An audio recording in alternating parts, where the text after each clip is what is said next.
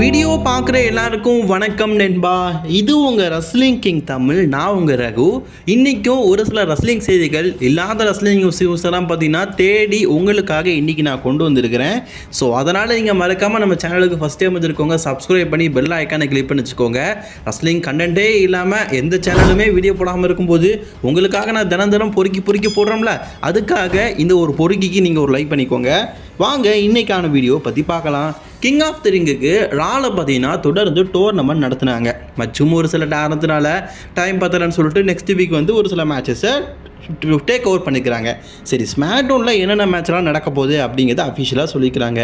நம்ம செல்லா குட்டி செல்சி ஸ்க்ரீனுக்கும் இந்தியா ஆர்வலுக்கும் பார்த்தீங்கன்னா 2 பேருக்கும் ஒரு மேட்சை கன்ஃபார்ம் பண்ணியிருக்கிறாங்க. இதில் வெற்றி பெறவங்க நம்பர் 1 கண்டென்டராக பார்த்தீங்கன்னா செலக்ட் ஆவாங்க. அதே மாதிரி கேண்டிஸுக்கும் நயோமி அக்காக்கும் பார்த்தீங்கன்னா 2 பேருக்கும் ஒரு மேட்ச் இருக்குது. ஸோ அதுக்கப்புறமா டிஃப்னி ஸ்டேட்டஸுக்கும் இந்த அக்கா பேர் வந்து கருப்பும் வெள்ளையும் இருக்கிறாங்களே, சரி உங்கள் பேர் மறந்துருச்சு. ஆனால் இவங்க NXT சூப்பர் ஸ்டார்ஸ், அதனால் எனக்கு மறந்துருச்சு. அடுத்தது பார்த்தீங்கன்னா எமயமலைக்கும் சண்டை. ட்ரூ ட்ராப், அதாவது நம்ம பைப்பர் நிமினுக்கும் நயா ஜாக்ஸுக்கும் ஒரு மேட்ச்சு. மென் டிவிஷனில் என்ன தெரியுமா சொன்னால் அதிர்ந்துவீங்க, ஏஜே ஸ்டைலுக்கு ராண்டி ஆர்டனுக்கும் மேட்ச்சு. ஐயா, ஒரு காலத்தில் ராண்டி ஆர்டனுக்கும் ஏஜே ஸ்டைலுக்கும் அந்த ஃபியூடை பார்த்து ரசித்து கொடாலமாக போயிட்டோம் ஐயா. மீண்டும் இந்த ஸ்டோரி லைன் இழுக்கிறீங்களே, அதை நினைக்கும் போது சூப்பராக இருக்குது. ஆனால் ஏஜே ஸ்டைலுக்கும் ராண்டி ஆர்டனுக்குமான ஸ்டோரி லைன் வந்து ரால ஒருக்கா கொண்டு போயிருப்பாங்க, அப்போ தான் நல்லாயிருக்கும். ஸ்மாக்டவுனில் ஒருக்கா ரசல்மேனியாவில் மேட்ச் வச்சுருப்பாங்க, அது உண்மையிலேயே சுத்தமாக நல்லா இருந்திருக்காது. இந்த தடவை ஸ்மாக்டவுனில் மறுபடியும் கொண்டு வந்துருக்கானுங்க, எப்படி வைக்க போகிறானுங்கன்னு தெரில. இந்த மேட்சுக்காக நீங்கள் எத்தனை பேர் காத்து கொண்டு இருக்கிறீர்கள் அப்படிங்கிறத மறக்காமல் கமெண்ட் பாக்ஸில் காணுங்க. ஸ்மாக்டவுனோட மெயின் ஈவெண்ட்டாக வச்சுருவானுங்களோ. சரி, அடுத்த மேட்ச் என்ன அப்படின்னு கேட்டிங்கன்னா, இது நம்ம எல்லா நைட்டுக்கும் சாண்டா எஸ்கோபாருக்கும் மேட்ச்சு.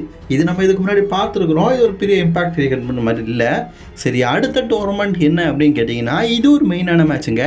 பேரன் கார்பனுக்கும் ஹெய்ஸுக்கும், நம்ம கார்மலா ஹெய்ஸுக்கும் ஒரு மேட்ச்சு.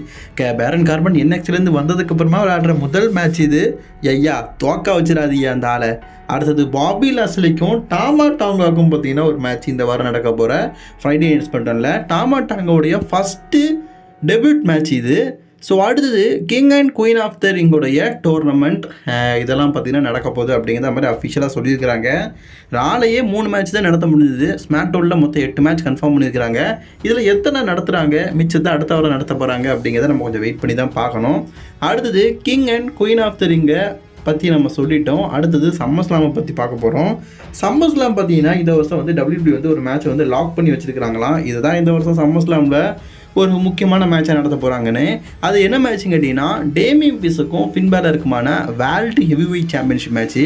போன வருஷமே ரூமர் நடந்தது, அதாவது CM Punk மட்டும் WWE வராமல் இருந்ததா டேமியன் பீஸ் மணி இன் தி பேங்கை கேஷிங் பண்ணி சாம்பியன் ஆகி ரசல்மேனியாவில் ஃபின் பேலருக்கும் டேமியன் பீஸுக்கு தான் வேர்ல்டு ஹெவிவெயிட் சாம்பியன்ஷிப் நடந்திருக்கும் அப்படிங்கிற மாதிரி ஒரு பெரிய ரூமர்லாம் இருந்தது. அதுதான் இப்போவும் வந்துருக்குது. இந்த வருஷம் சம்மர் ஸ்லாமில் பார்த்தீங்கன்னா WWE வந்து இந்த மேட்சை வந்து லாக் பண்ணியிருக்கிறாங்களாம், டேமியன் பீஸுக்கும் ஃபின் பேலருக்கும்.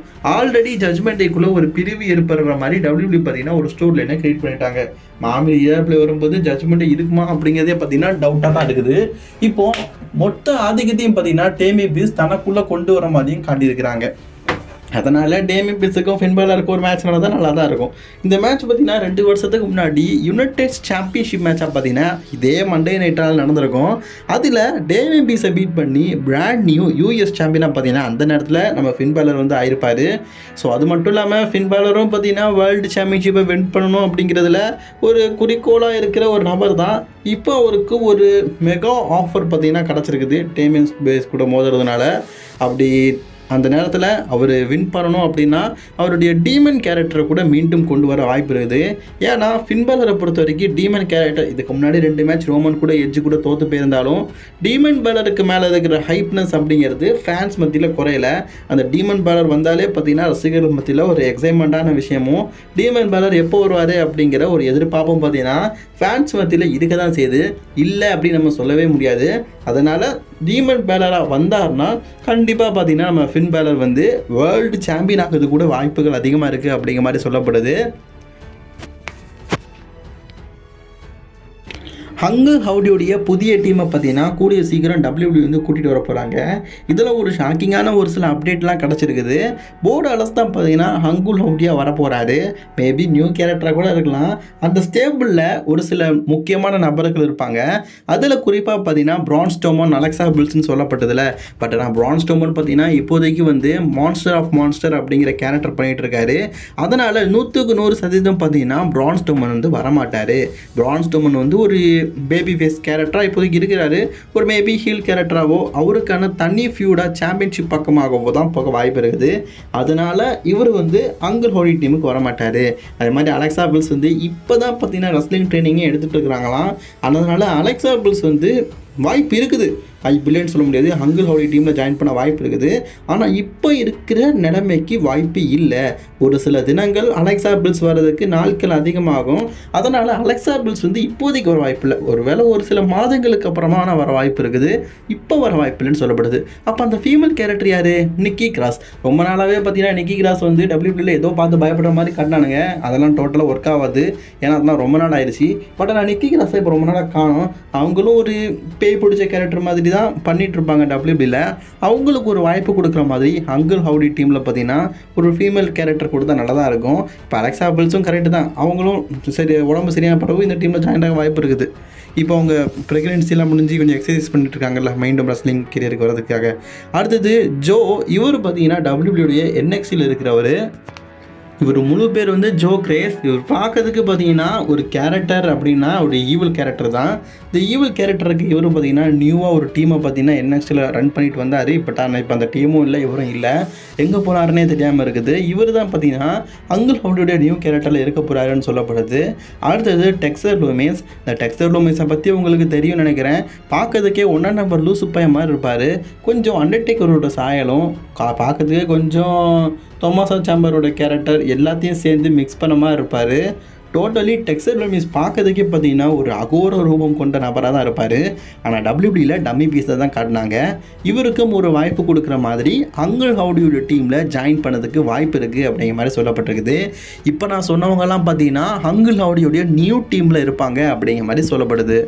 இதை பற்றி டெக்ஸர் லூமிஸும் பார்த்தீங்கன்னா சோஷியல் மீடியாவில் ஒரு சில விஷயங்களை சொல்லியிருந்தார். அதாவது அவருடைய ஃபோட்டோவை போட்டு நான் WWEக்கு திருச்சி கூடிய சீக்கிரம் வரப்போகிறேன் அப்படிங்கிற மாதிரி தெரிவிச்சிருந்தார். மேட்ரிட்டில் பற்றி உங்களுக்கு தெரியும்னு நினைக்கிறேன். WWEல பார்த்தீங்கன்னா ஆம்பளைங்க கூடயும் பொம்பளை கூடயும் சிலுப்பாக இருந்ததுனால இவரை பார்த்தீங்கன்னா WWE வந்து ரிலீஸ் பண்ணிட்டானுங்க. பொம்பளை சோக்கு கேட்குதா அப்படிங்கிறது பிரச்சனை இல்லை. ஆம்பளை சோக்கு கேட்டிருக்குது நம்ம மேட்ரிட்டிலுக்கு. அதனால் பார்த்தீங்கன்னா ரிலீஸ் பண்ணிட்டானுங்க. இப்போ என்ன பிரச்சனை பார்த்தீங்கன்னா மேட்ரிட்டில் என்ன தான் மற்ற கேரக்டரில் அப்படி இப்படி இருந்தாலும் ரெஸ்லராக அவர் ஒரு நல்ல ரெஸ்லர், ஒரு பர்ஃபெக்டான ஒரு ரெஸ்லர். அதனால் மீண்டும் WWE பார்த்தீங்கன்னா மேட்ரிட்டில் WWE கூட்டிகிட்டு வரணும் அப்படிங்கிற ஐடியாவில் இருக்கிறாங்களாம். அது மட்டும் இல்லாமல் அப்கமிங்கில் லாஸ் வேகாஸில் வர WWE ரெஸ்லிங்மேனியா நடத்துகிறாங்க. லாஸ் வேகா அப்படிங்கிறது நம்ம மேட்ரிட்டுடைய ஹோம் டவுன். அப்போ அந்த இடத்துல மேட்ரிட்டில் இருந்தால் ரொம்ப நல்லா இருக்கும்ல. ஸோ அதனால் மேட்ரிட்டில் பார்த்தீங்கன்னா WWE வந்து கான்ட்ராக்ட் பண்ணதுக்காக முயற்சி பண்ணிகிட்டு இருக்கிறாங்களாமா. அதனால் கூடிய சீக்கிரம் WWEக்கு பார்த்தீங்கன்னா மேட்ரிட்டில் வர வாய்ப்பு இருக்குது அப்படிங்கிற மாதிரி ஒரு அப்டேட் கிடச்சிருக்குது.